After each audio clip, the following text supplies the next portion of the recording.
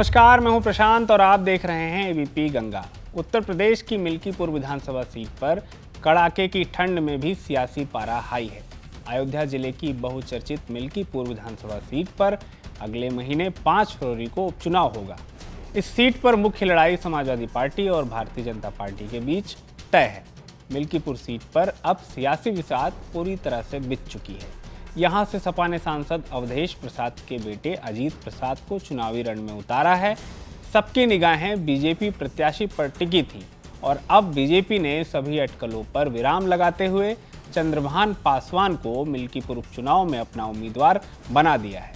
सपा और बीजेपी दोनों के लिए मिल्कीपुर उपचुनाव साख का सवाल बना हुआ है। बीजेपी ने आखिरी में चंद्रभान पासवान को टिकट देकर सपा के सामने बड़ी चुनौती खड़ी कर दी है। इसकी वजह है कि सपा प्रत्याशी अजीत प्रसाद और चंद्रभान पासवान का ताल्लुक अनुसूचित जाति से है। जाति समीकरणों के जरिए बीजेपी ने सपा के वोट बैंक में सेंध लगाने की कोशिश की है।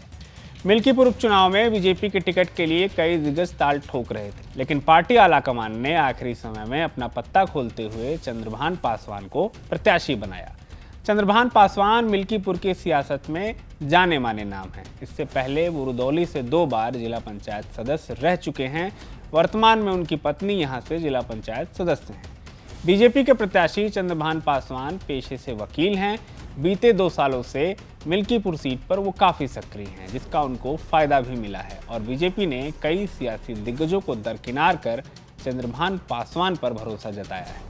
चंद्रभान पासवान को मिल्कीपुर सीट पर टिकट देकर बीजेपी ने सपा के पीडीए की काट निकाली है। इस सीट पर अनुसूचित जाति और ओबीसी मतदाता निर्णायक भूमिका में है। ऐसे में माना जा रहा है कि जो यहां पर जाति समीकरणों को साथ लेगा वो मिल्कीपुर का किला फतह करने में कामयाब रहेगा।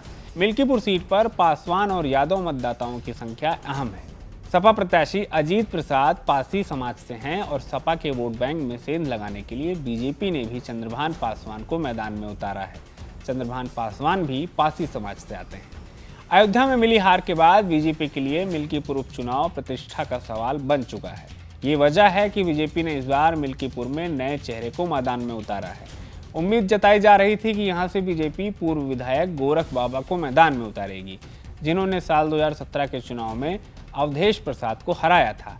इसके अलावा गोरख बाबा ने चुनाव में धांधली को लेकर एक याचिका भी डाली हुई है। हालांकि बीजेपी आलाकमान ने गोरख बाबा की दावेदारी को खारिज करते हुए जातीय समीकरणों को साधने की कोशिश की है।